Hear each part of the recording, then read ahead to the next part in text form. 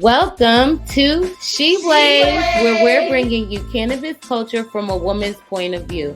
And as always, here to elevate the cannabis industry. I'm one of your hosts, Ice Dawson, Cannabissocialite. She Blaze. And I am Dasheeda Dawson, the WeedHead. Hi, sis.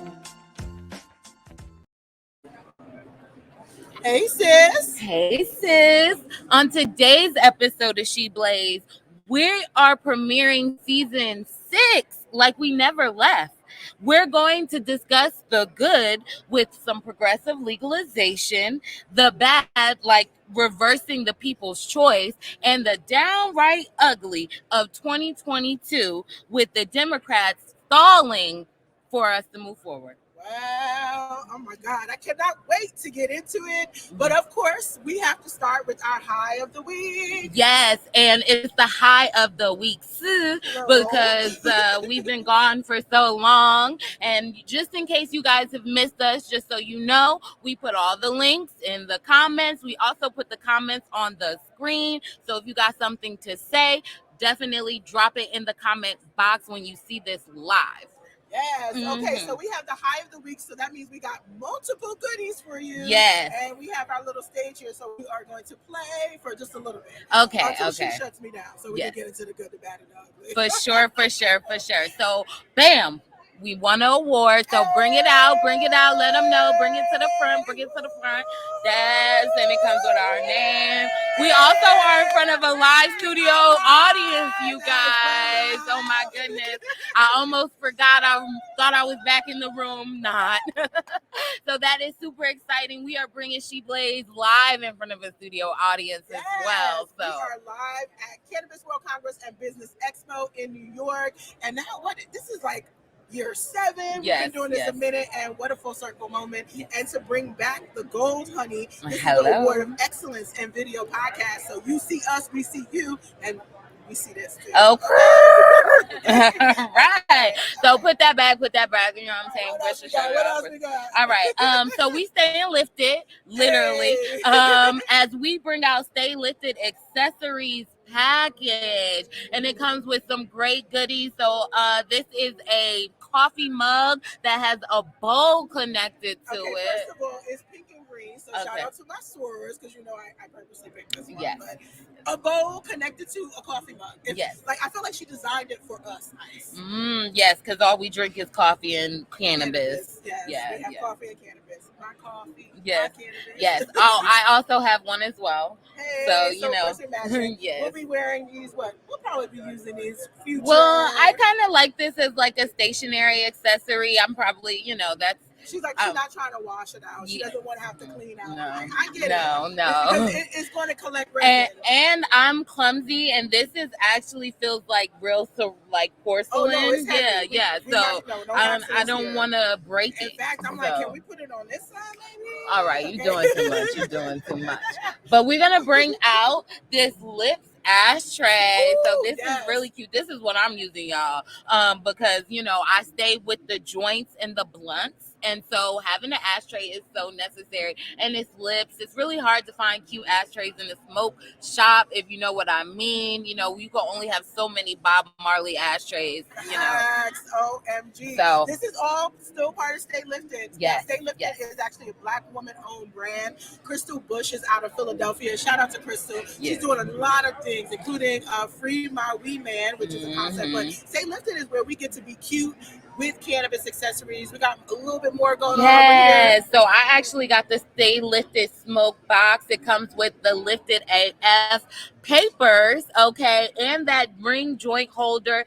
Also, if you can't see, there is a glass tip up in her, and this is where I'm putting my joints at the end of CWCBE. Hopefully, I'll be having a whole bunch of joints soon on that yacht that we will be taking tonight, to finish partying off the night. That is a perfect accessory for it, but of course, you got to end it with a bag. Oh, the bag is everything, You don't know if it's makeup or weed, Yes, it might be both, because I'm pretty sure I'm I'm putting my weed with my lip gloss. Hey, So I love this bag. Very cute, very cute. All the women needs to have this, okay, you guys? Yes. And just so you guys know, we are live in front of a studio audience. It's real people walking around right now. And they walking around. Yes. We're Yes. gonna hear them from the audience. Yes. And of course, we're going to hopefully get some feedback from you all as well. So put your comments in the chat. Absolutely. Okay. And so we said we were at CWCBE. We're going to talk about a few different people that are exhibiting that we really, really like to end our highs of the week. Yes. So you were talking about there is a 1-to-1 or 1-to-5 seed that's like CBD THC. Explain that to me. Yeah, so shout out to Atlanta Frankel, who has cultivated like a perfect balance plant, and she is selling the seeds here, and I'm just so excited. I at this point feel like I want to grow my own. I do travel the country a lot to try to find the right cultivars or strains that really work with autoimmune issues like MS, and I'm trying to get the work done, but I also need to satisfy so many other ailments. And so I believe it's a 1 to 1.5, and I think the 1.5 is the THC and the 1 is the CBD, and that is to me about the balance that I try to take. You know, I talk about my cannabis cocktails all the time. When I'm pairing hemp flower with high THC or marijuana flower, I'm trying to get that same type of 1 to 1.5 balance, and it's perfect for me. So I now can get it in one plant. Listen. So she's in the Women Grow Pavilion, along with a lot of other ladies that we just love that are doing great things with brands. Yes, and what I will say, my favorite exhibitor right now is Pure Genesis. Okay, right now we're doing this in front of a live studio audience, and you know I get my Wendy Williams on in the comfort of my studio house. Okay, and so having some Pure Genesis right now, which is a CBD infused wine cocktail. Child, I need one of these signatures. I'm like, is it too early to drink? I just need to ask. I mean, it's fine. It's CBD. Yeah. With CBD. Yeah. So I really loved it. They have 3 different on the beach vibes. They also have a Merlot with a hint of ginger. I love it. I love it. I love it. And then I think there is another white wine that was sweet and it had the same aromas, and all these things are CBD infused. Like, we are coming for you mainstream. Can you hear us? Yes, definitely, because there's other things that we can do, and it's so relaxing as well. I think that second one was a Prosecco base, so I'm sure you loved it. Yes, yes. Your favorite. That's literally my favorite. And Genesis is a Black woman-owned brand. Faye Coleman is a Chem Coalition leader. She's also one of the co-hosts for CWCBE in New York this year. So all around, just a badass. Yes, she definitely is. Boss. Okay. It is giving real boss. Okay. And so that is how we are rounding out our highs of the week. So let's move into the good, the bad, and the ugly, because this is where the real tea come at. Okay. You know what I mean? So let's get into the good. We got to start off good, you know, give some praises. I would like to first go to Minnesota. So as you guys know, we have lived in Minnesota. That kind of even sparked our journey into the cannabis industry. So we're always looking at what Minnesota is doing with their cannabis industry. And they finally got flower, y'all. Right. Well, we have to. It's not innovation, but it is going to help their little bankruptcy. Okay. Now, when we left off, they had an audit. They was like missing all kinds of patients, logs, you know, they were messing up signatures. There were like less than 100,000 patients. It was really just a struggleville in order to be a medical marijuana patient in Minnesota. I felt bad for them because every other healthcare part of Minnesota is so much better. So for them to lose like patient records is like, how does that even happen? But when you put it in the office in the corner, you might forget. And so they came back around and they're like, oh, we need to make money. Our medical marijuana 10 licenses are going bankrupt and they need to make some money. And so they decided to add flower through their their legislator. And this is pretty decent. I think this is a golf golf clap. I think this is good. I think other states will move in this direction in the area. I mean, yes. When we talk about regional cannabis, like Ice, you hit the nail on the head. It's like, what's happening around Minnesota? And when we lived there, remember when the map used to come on the news and we didn't know where we were? Yeah. It's like a little bit of Dakotas, and they have been like a little sometime with cannabis too. So hopefully it bleeds over. Wisconsin is there. Yes. We used to work in Wisconsin with Native American tribe. We've had experiences there, even though we were teaching about cannabis. So hopefully they get to learn something. Right. But the fact of the matter is, this is still a money move for the state. Right. They're not necessarily seeing it as, oh, we're doing better for the patients. And in Minnesota, under Marcus Harkis, we've been seeing on the ground real efforts to try to do adult use legalization, but it has been stalled. It still feels like there's a lot of reefer madness in Minnesota. Mm-hmm. We still have to understand that cannabis is medicine first and always.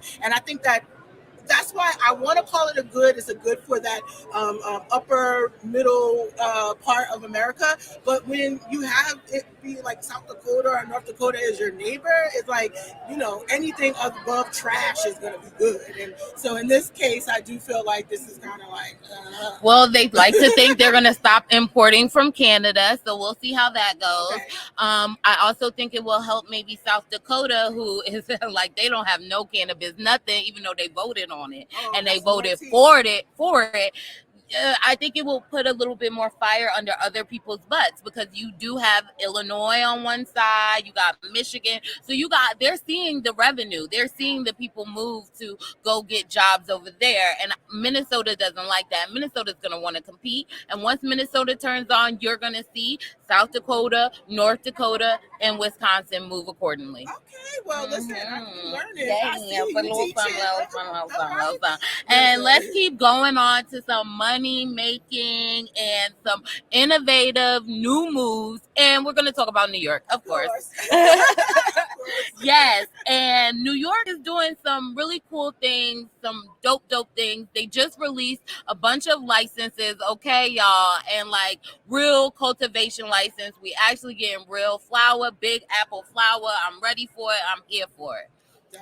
So we want to talk about their Seeding Opportunity Initiative. And this is government taking accountability. Yes. Yeah.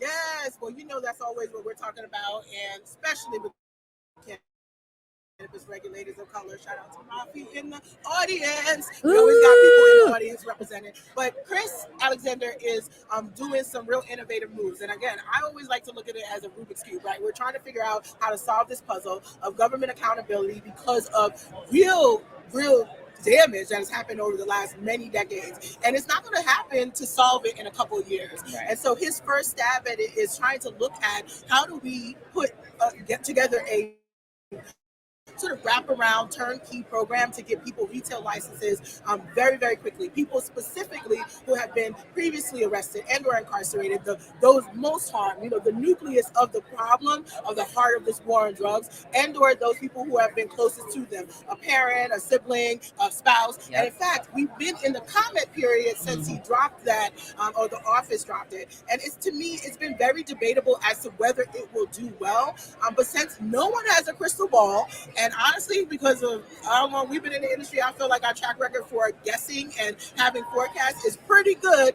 I want people to kind of let it ride a little bit before we start to really tear it down. And if you have constructive criticism, you need to put those in the form of comments. You need to put those in the form of testimony. But New York right now is doing something different. It's the government trying to take accountability first before trying to go in and be like, oh, we can set up a market. Because trust and believe, the 10 ROs, or those registered organizations, those licenses that exist already, well, it's really 9. They're ready to get into this. They already have had flower. Well, they're trying to give their, investors real shares, since most of them are fake.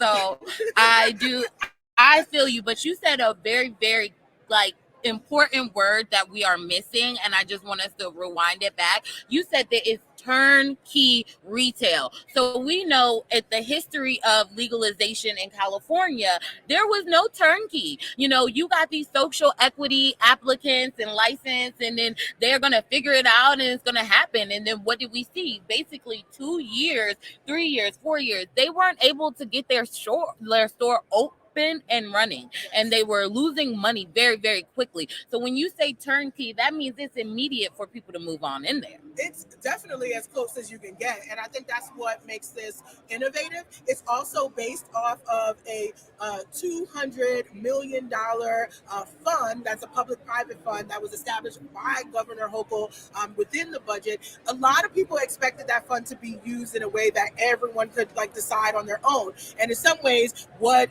the Office of Cannabis Management has done is said, well, we see what the real issue or the real barrier is in New York, especially, is real estate. From the time of when COVID hit and we just started to see a bit of a downturn, people literally flying to the Hamptons or wherever they had to go so they could get out of the city that we're on top of each other. We saw it completely start to go back in the other direction after cannabis legalized on March 31st of 2021. Right. And so what we're seeing is gouging prices. We're seeing predatory landlords. Yeah. And as a result, that means that those potential equity licenses that are in the retail or even any part of the supply chain that need land and space are in some sort of real, I would say, critical care area where they could be subject to predatory issues. Absolutely. And so they're trying to circumvent that. Mm-hmm. They're also trying to circumvent the stall. They want retailers up and running to match, almost like a bounce pass, our ball. So I'm like, all right, what's the pass here? Okay, it's a bounce pass from those newly conditional licenses that are able to now cultivate previous hemp farmers. It's a bounce pass so that we have a way to have that as an outlet, and there's product in those retail stores. But it comes outfitted. It's supposed to be with the security based on what the regulatory requirements would be. So all the tough stuff that it takes a lot of consulting dollars and lawyers to figure out, the government has essentially figured it out. Yes. And I think other industries might want to take notes because other industries are struggling as well. And when y'all count our billions and trillions, see where it started, okay? So that is all the good we got for you today. So let's move on down to the bad. Mm-hmm. And it's all about politics and cannabis. So bad. Very, very bad. Mississippi, come to the front. What was y'all doing? Okay, we already know people can't spell Mississippi. They could barely even figure it. Where is that on the map? You know what I mean? So we're definitely struggling to understand how did Mississippi have such the best Southern medical marijuana law, passed it, everybody voted for it, passed it, and then they was like, oh no, just kidding, snatched it back. They went to the Supreme Court, and the Supreme Court was like, nope, y'all can't have it. Oh, and then they moved the goalposts by just taking away the law that was able to get the people to put it on the ballot for the vote. So that means even outside of cannabis, you can't even do it no more. Listen, the POLITRICKS, the moves that were made. And now if you're joining us now for season 6, first of all, you might want to rewind and check out the first 80 plus episodes. But definitely in season 4 and season 5, we literally unfold what was happening in Mississippi. Because this one over here was real tight that Mississippi was going to get real weed before Georgia. And it seems like Georgia might have a chance. Okay, that's another episode. You're right.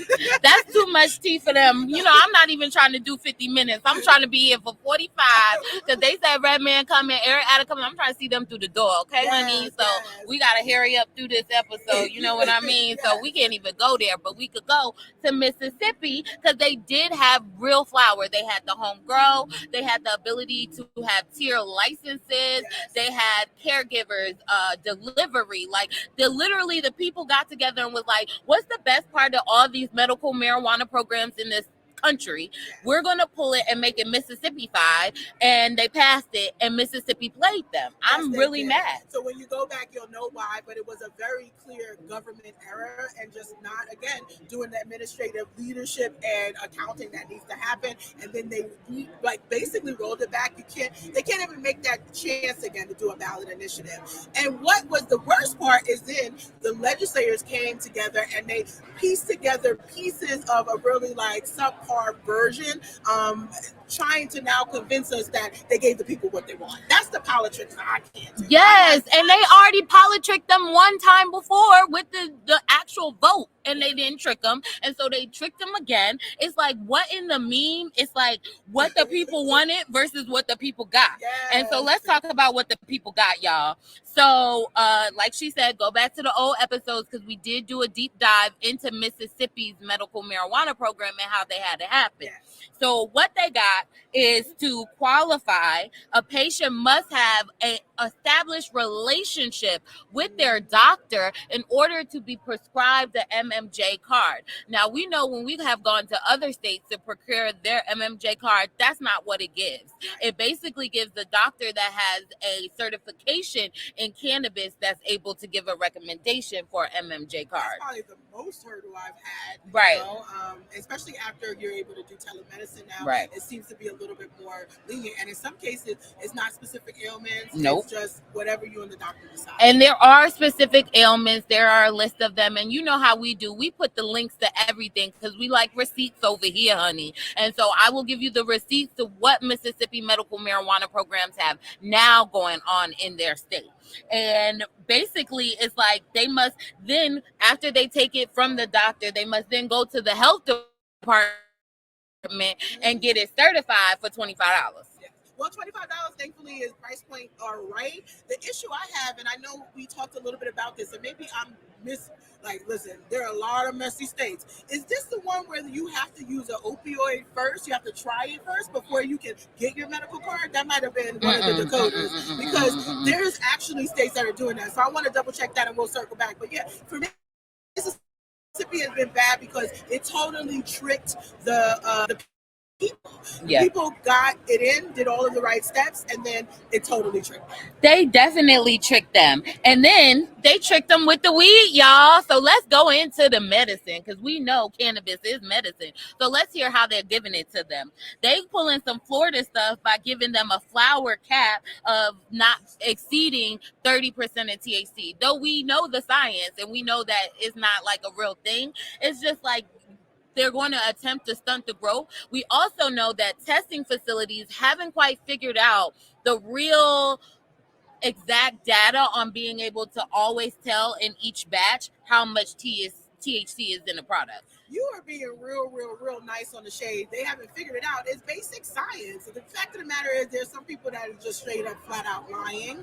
And then there are some people who are leading the efforts on trying to get standardization across the board. Shout out to Rose City Labs, which is a Portland-based testing group. And I feel like one of the things they do really well is educate, because this is basic science. You can learn it in your first year of bio and chemistry in a college. Sounds so exciting. Oh, girl, please. All I'm trying to say is, don't be putting no caps on my cannabis, okay? How you giving me medical marijuana? We get mad opioids, we get all kinds of drugs, but you trying to cap the percentage of THC before you ain't even know what THC was. That's what I really get a problem with, because it's basically regulation without the information, right? You don't know the science, so you're guessing. It's sort of like deciding an ounce is a lot of flour. Well, we know I don't say nothing. So again, I say, if you can't tell me the general milligrams of what you would get of THC in an ounce, then you probably shouldn't be deciding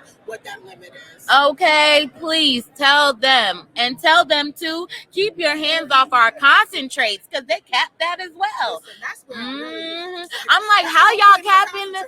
I'm like, y'all. I feel like y'all have more THC in y'all concentrates pre this medical marijuana bill, as far as I'm concerned. Absolutely. Georgia almost got more THC in their tinctures than y'all. Come on now. I don't understand what it is about this idea of policing, civil liberties, and what happened to being an adult and being able to decide to some degree what's best for your body.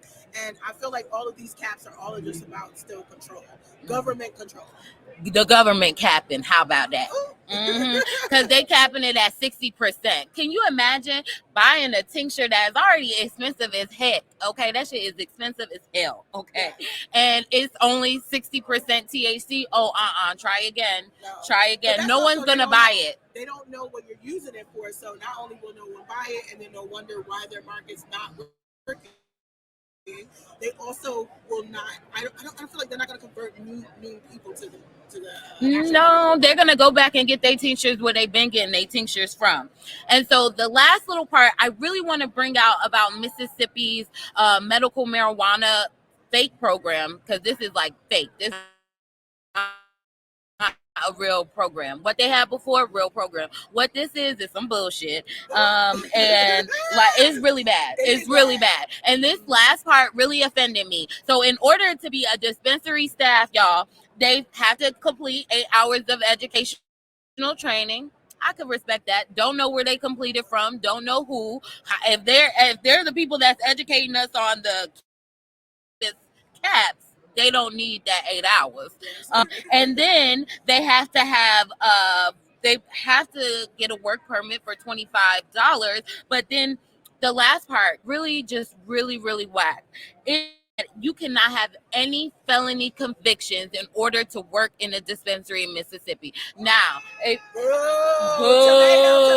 is right. Tomato, though. Sorry, you guys. Yes, really, the masses was trying to stop us because we was about to preach on how Mississippi won't allow people that have felonies to work in a damn dispensary. Okay, and we know in Mississippi, getting a cannabis charge gets you a felony. Yes, it's quite easy. And in the ACLU report, Tale of Two Countries, we know that Mississippi is up there. I think it's like 4.3 times more likely for a Black person to be arrested for cannabis possession, and 39% of the state is Black. I think I like the numbers because I at what is actually happening, how you prevent people from continuing to vote, right? You have felonies, there are certain felonies you can't vote. Well, guess what? You're not going to be able to even work in the industry, let alone own something in the industry, because we didn't even talk about the licensing structure. No, I didn't want to pull it out because we're going to do a deep dive. Yes, because we got to be able to talk this on some good internet live at CWCBE in New York. So the last thing that I would like to say that was really bad that was happening in the industry since we've been gone, okay, honey, is that Safe for Equity. Safe for Equity is a bad thing. I'm sorry. It is bad. It's bad because it's POLITRICKS. They're tricking you into thinking this is how this works. These are real issues. So the Safe for Equity campaign highlight real issues. The issue is, though, the Safe Banking Act does not actually solve those issues for banks. And so I'm very excited because a lot of the work we've been doing since we've been gone is working with the cannabis regulators, the Color Coalition, Parabola Center, as well as the Drug Policy Alliance, to work with the senators Schumer, Booker, Wyden, as well as representatives in the House on what amendments may be able to make equitable, more equitable practices. Because right now we have all this like fair credit protection, equal protection, all these things, but they never work. And that's really the challenge, is if it doesn't already work, how do we make it work all of a sudden with cannabis? We don't. And it's only really directing them to have a little bit more safety around the banks being able to choose if they want to participate, but they can still say, hey, we don't interested in being in business with cannabis. I always remind people that Chase still doesn't make porn. Like, porn is a very long established industry at this point with a lot of regulatory frameworks set up, and they still have trouble with banking. So it's still, to me, one of those things where it's going to be too subjective, and therefore when things are subjective in America, systemic racism, yada yada yada yada, and you know what happens after that. And it also doesn't really help us as people who federally, because it's not federally legal. It's not, people haven't federally let them out of jail. They haven't federally passed shit, which we'll go to at the bottom. If it's not federal, let's talk about what state banks could do. If your state passed like state credit unions in your state. I mean, I'm trying to figure out how we have a $200 million fund in the governor's budget, and we're not worried about how that's going to be managed. I mean, at the end of the day, it's legitimately cannabis plant touching businesses. So I know we know that things can be better. Again, it's the talking points. It's about, we need to get what we can get. And I've been saying this for a while, but I feel like we are dying on that hill of incrementalism. Like, we're not actually moving enough forward. And as a result, in our time, we may still see slides back, which leads us to the ugly, if you ask me. Because this slide back is sliding. Yes. It's sliding, girl. Yes. And I did want to say one last thing about SAFE. You cannot free the money without freeing the people. Period. The money, of course. That's the Dasheeda original, okay? Hello, with the quote. Because at the end of the day, maybe y'all need to suffer counting all our money in cash, honey, for giving us over 100 years of probation and sending people to jail so much, okay? So if the IRS is having trouble counting money, which is like their job, then they should get a new job. And that's it. And done. Okay, so we have some ugly. We have some ugly. And we have to just be honest. The Democrats are letting us down, okay? You guys are supposed to be progressive. You're supposed to be for the people. You're supposed to be giving us freedom, liberties. We could kind of understand the Republican cans, even though in Florida, Republicans run their cannabis, okay? Yes. Don't run like a cartel, though. Well, listen, ain't no shade no more. So, the Democrats are really letting us down, and this is how. Let's start with Delaware. Now, since we have been gone, there's been like all this stuff around the women's basketball team going to Georgia, getting stopped, like harassed, all this other stuff.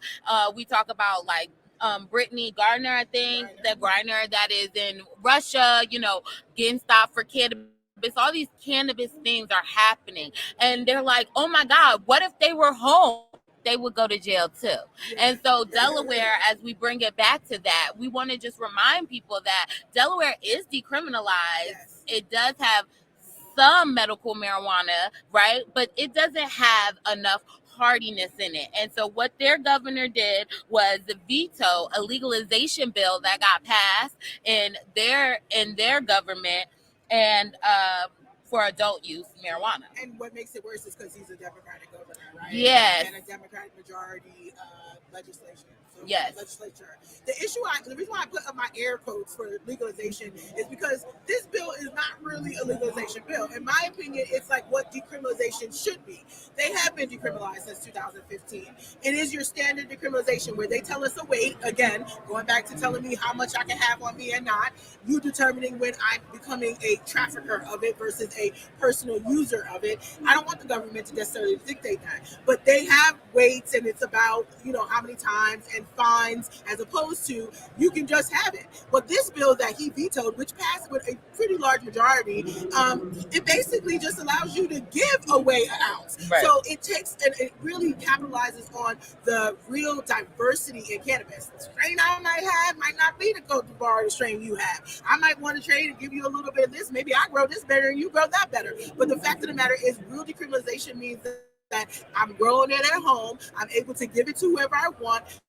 It doesn't have to be commerce, any regulatory, any licensing. I mean, in many ways, we look at the tomatoes, we look at various crops as models, and cannabis should be treated like that. And essentially, that's what this did light. But they were calling it a legalization bill. And so that's, again, to me, the falsehood there. So he vetoed essentially a little bit more freedom, a little bit more decriminalization. That's what worries me, because the real legalization bill has been really struggling to get up the hill in the actual legislature. Right now, it's just struggling. It has been not being able to pass. Yep. We get a lot of pushback, and he's still talking about like war on drugs light. Talking about what about the kids? What about all of the gateway things? He's very worried about the kids, and I'm like, the kids are all right. I got something for you off mine if you want to know about them kids. Okay, you better ask my nephews what Auntie Ice say. Okay. Well, that Delaware thing is crazy, and it is just a remix of decriminalization. They love remixing stuff and giving it back to us as if this is what we asked for, and it's not. Because they know we're not reading it, right? They know that we're not digging deep, and that's why I'm hoping that people are really kicking it with us and riding strong with our every week because we try to give it to you raw, like no chaser, and it's just straight, you know? And it's important that we know, because that's what I don't like about government. It's about this politricking marketing thing. Choose a side, even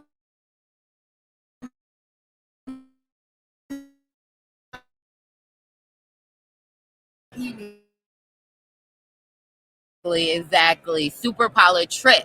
And they're doing, they moving like us. New Jersey moved, and New York was like, moved through the miracle, of course, but it did move, right? And then Connecticut was like, wait, you missing me, and we see why we miss you, because what is you doing? Basically, they are eliminating gifting. They started gifting, and then they're like, oh, it's too much, and they're eliminating it now. That's whack. But you know what? The entire framework that in which they're calling social equity, again, Democratic led, if you ask me, all cropping model. They essentially are allowing their 4 previous licenses to buy their way in. At one point, I was seeing on Indeed job descriptions for equity partners where you get paid between $30,000 and $250,000. That doesn't sound like a partnership. That sounds like you owning someone through this paycheck. And the fact that we would have that as an equity designation, I mean, sometimes Ortiz, shout out to Jason Ortiz, who's the executive director of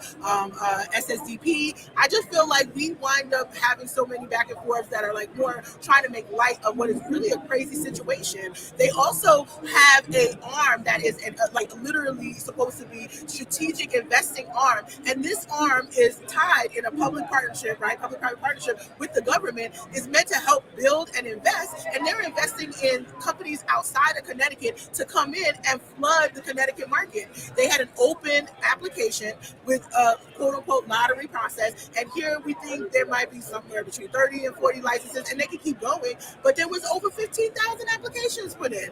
And so the big companies, when it's only $100, how many applications do you think they put in? 15,000. Exactly. And so it's all a real mess, and it's a Democratic-led mess, and they really are legit like patting themselves on the back, like, oh, we did it, and I'm like, no, you did it, and it's a meme. It's like, right. oh no, yes, that is literally cannabis, like, yes. But if y'all keep blocking us on social media sites, we can't make these funny memes like everybody else. Yes, that's okay. Sidebar. Yes, sorry. I'm just coming. It's been so long. I haven't even been able to talk junk on the internet. You know what? I do miss this because it is the therapy that I need when I'm working in the government, seeing a lot of the crazy. I'm like, wait, did that happen? And then we sound off about it. And you, being the voice of the people, always be like, sis, that did happen. And let me tell you the real tea. And when we dig, it's never necessarily that great. I mean, I'm optimistic, but I'm only optimistic in so much that I know I can find the information. We are also educating the masses, and we're able to hopefully build coalitions so that we can fight against what the shit is happening. Right. Because it's definitely happening. Like the MORE Act happened again and again. It did pass the House, stalled in the Senate. But I personally feel like y'all got other stuff to do. Like, thank you for passing the MORE Act in the House. Y'all passed with less votes. And it's okay. But, like, y'all got other stuff to do. Y'all could just leave it to the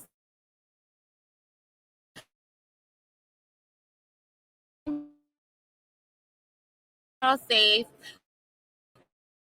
care about more, like it out in like 4 years. I think you have my sentiment down pat, because I'm meeting with these federal agencies, and I can tell you they do not have competency in cannabis, and so it worries me. We haven't had enough a run on larger states. We have liability states like Florida. When we look at just the map, right, and we start to talk about big states in terms of number of medical patients, how much revenue they're driving, the government ultimately is like a parent company, and the states are subsidiaries. So they're looking at who's doing best, and they're starting to pull for them. Sometimes it's also cronyism, and so they're like, who do we trust more based on who's in charge of the federal government? And we don't want the federal legalization to look like Florida's legalization.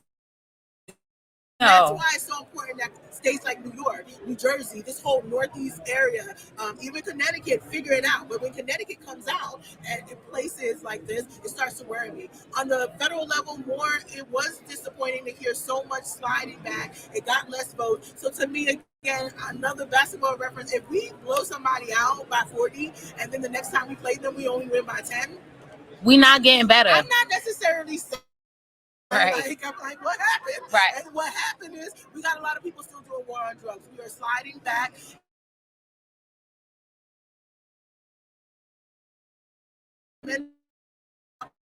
Legal market, like it is the majority of the unregulated market, and we are actually still criminalizing this in quite a few states. And 19 to be exact. Just shout out to MPP and their report. They had a decriminalization report, and it shows that 19 states in America are still locking people up for cannabis. And guess where a lot of them are? In the South mid homeland area, okay? Absolutely. And it ain't Montana. Locking people up for a joint at that too. Mm-hmm. So it's like we're not even talking about large amounts. And so yeah, in general, I do agree. We do have more that we should be doing. And the number one thing that I think, and Representative Barberly called this out when she first introduced marijuana justice, is like we need the justice part. You can really stop arresting people, and we can start figuring out how we're repairing that and try not to do more harm. And the problem is our regulatory models are doing more harm. And so we're not ending the harm. We're like prolonging repair, actually. Right. We're taking forever. It's almost like ripping a scab every time you start to see some healing because you want it to be gone. Yeah. And it's like, it's not going to go away that way. It's just going to continue to still bleed and never actually heals. Well, that's how it feels in America, you guys. But we are optimistic, and Dasheeda told me we just can't be like shit on everybody. So we got to come up with like action plans. That's what she told me. So we're going to end the show on some action plans, and then we got to get to the rest of the show at the CWCBE because we're still live here. And yes, people are looking at us while we're Thank you for staying with us while we're live. Yes, because it's a long show. You know, people probably listen to us in the car. Yes. On their ride up the turnpike. Yes. Okay. So what are our action steps? Our action steps, funny enough, they're actually here right now. Absolutely. Yes. So the National Cannabis Party. Yes. We talked about it. We talked about Democrat, Republican, like, you know, same bird, different wings kind of thing. Mm-hmm. This is something different. It is. It's its own party, founded by Redman, and it's also have President Safida Artist, who's a Black woman. And here they have a booth. Redman is actually who we're about to leave y'all to go see next, as he gives a talk about the importance of the National Cannabis Party, which is really giving us choice, giving us options. Yes. We are the bridge, ability to bridge to work across that aisle, if you will. I feel like I have this artificial choice, and I don't think it's just about cannabis. I like that this is focused on cannabis, but I wish it was just like a national life party, right? Like about my whole life, I'm not deciding Republican or Democrat. I'm deciding what's in the best interest for myself, our community, Black and brown people, are very women, people who are historically excluded. I feel like that is not focused enough and not intentional enough. And with National Cannabis Party, we get to say exactly what we want. And so they do have a bill that is live here in New York. It's actually one of the first bills in New York that outwardly says, hey, this tax revenue that's coming in through the state needs to go back out into the communities that were most harmed. And of course, I know a little bit about that. That do sound kind of familiar. No, that's what we're doing in Portland at the city level. Yes. I testified about it here, and now I will be testifying around that bill as well. And we got to tweak the bill because there's a lot of assumptions baked into that bill and misconceptions. And one thing I love about the National Cannabis Party, Red and Safida, is about collaboration. Right. It's about coalition, and that's what we are trying to do. We need to all be working in the same chorus. Yes. We're all singing maybe a different level. I always like to say you might be an alto, I might be a tenor, but I'm an alto, boo. Okay. But we are all singing the same song. Yes, and it means a lot working in coalition. And we have our coalition here. We're representing our heads are in front of the Chem logos. Hey, okay. Shout out to the National Cannabis Party. Woo! Yes. Okay.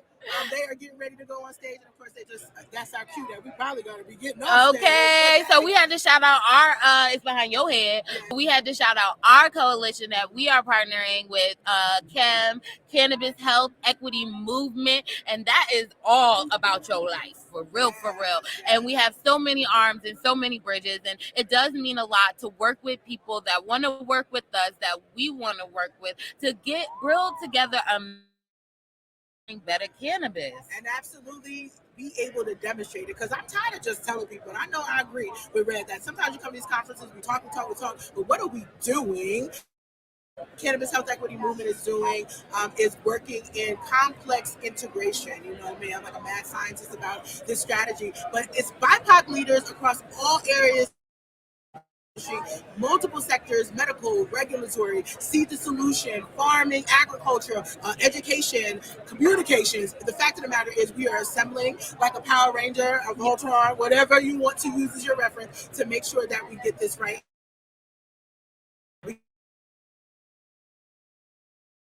Work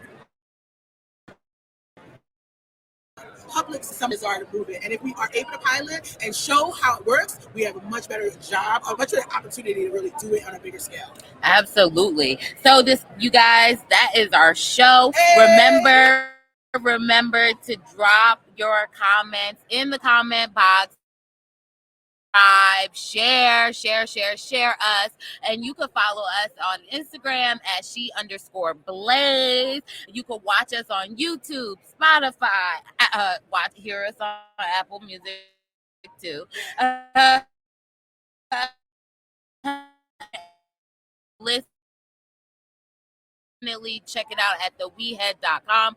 At Dasheeda Dawson on Instagram and Twitter, and every week on Flower to the People on Sirius Urban View Family. Shout out to them. Yes, and stay blazed, stay safe. Yes, and we will see you next Saturday. Hey, we're back, season 6. Yeah, that's exciting. Yay!